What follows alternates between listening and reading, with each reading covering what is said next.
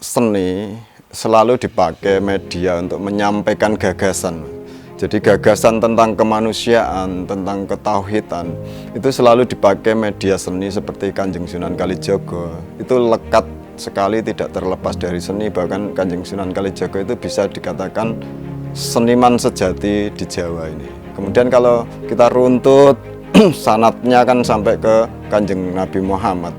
Kanjeng Nabi Muhammad itu memakai media di atas puisi, karena di sana sangat berkembang sastra. Jadi itu Kanjeng Nabi lewat sastra lisan ya.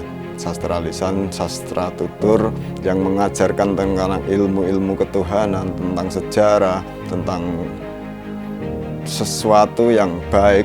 Sumur kanthi esuk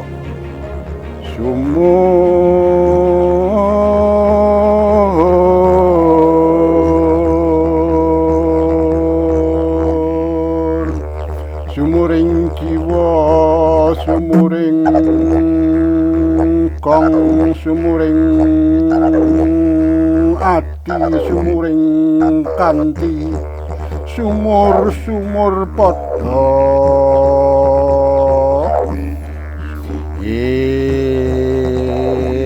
elo dadine padha ngerti sithik tembung kang wicaksana.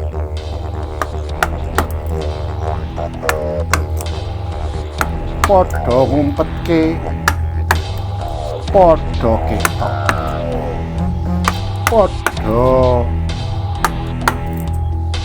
nutuk, padha.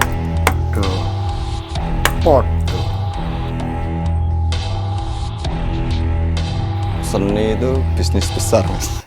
Jadi seni itu ketika ketika seseorang mengapresiasi seni itu bisa memenuhi jiwanya, kemudian bisa memenuhi kebutuhan prestisnya. Jadi komersil menurut saya ya ketika orang sudah melewati prestis memajang mobil mewah, kemudian dia masih ingin kebutuhan prestisnya itu lewat karya seni.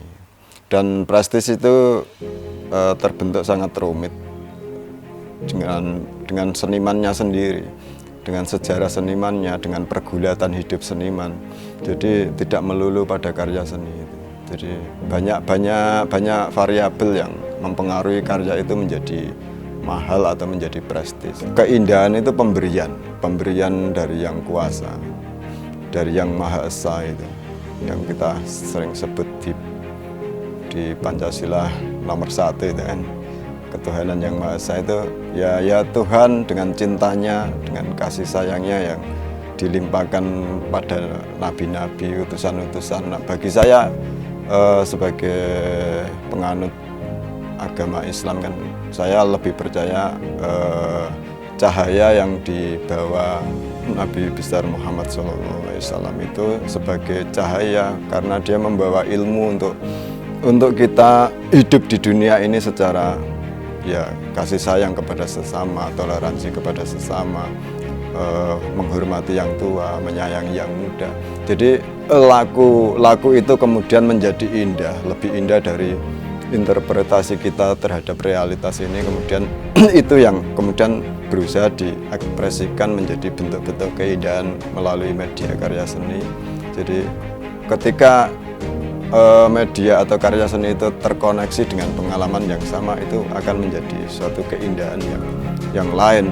Ketika itu gelombang yang ada di jiwa atau di rasa kita, di otak kita menjadi lukisan, menjadi patung, itu menjadi partikel, kemudian partikel itu diamati oleh publik, menjadi gelombang lagi yang menyirami jiwa kemanusiaannya, jiwa rasanya. Dan itu menjadi suatu yang membahagiakan. Jadi itulah cinta yang kita tebar lewat keindahan visual.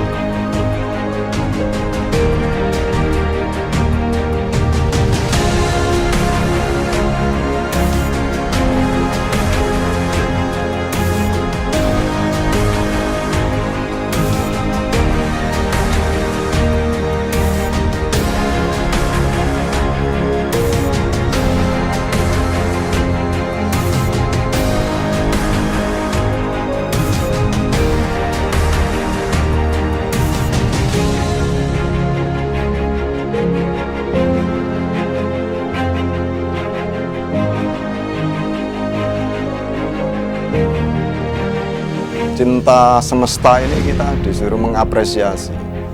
Ada dua hal, yaitu niat baik dan niat buruk. Itu kadang kita terpeleset di dua-duanya itu, di antara itu. Kadang kita berniat baik, kemudian terpeleset berniat jahat. Itu yang mempengaruhi ya, dinamika kehidupan ini, sehingga orang tertempa. Orang tertempa, kemudian balik lagi, taubat lagi, dan kemudian berkarya lagi, galau lagi, ambiar lagi. Ya seperti saya misalnya ya, sebagai pemahat ukir Jepara yang dulu tidak pede memegang warisan leluhur pahat ini, ternyata sekarang setelah belajar batik dengan filosofinya, saya menjadi mengagumi perjuangan leluhur sampai terciptanya pahat ukir untuk mengukir keindahan, kemuliaan, juga keagungan semesta, juga keagungan Tuhan ini melalui wujud-wujud ukiran relief yang nyata dilakukan oleh para sesepuh dulu yang masih tertinggal di Masjid Mantingan. Itu saya kira kemudian saya menghormati kerja-kerja kesenian leluhur, kerja-kerja budaya leluhur, dan sangat senang, bahagia mendapat warisan pahat sebagai apa ya, sebagai belajar menjadi manusia yang tertempa oleh semesta ini dengan cintanya, kasihnya. Saya kira persepsi kemudian ada jahat, ada tipu menipu itu sekarang hilang, Mas. Suka duka itu menjadi cair, menjadi semua menjadi pelajaran yang itu ya Iqra, kembali ke Iqra, bagaimana kita bisa membaca itu sebagai kasih sayang Tuhan terhadap kita lewat nabi sampai wali-wali, sampai bapak saya sebagai penganut ajaran Islam, bagaimana beliau mendidik saya. Konstruksi itu bisa dibangun lewat galeri, lewat komunitas, lewat negara, lewat kampung, itu semua ada konstruksi. Tapi semua seniman berhak mengkonstruksi dirinya sesuai dengan yang diinginkannya.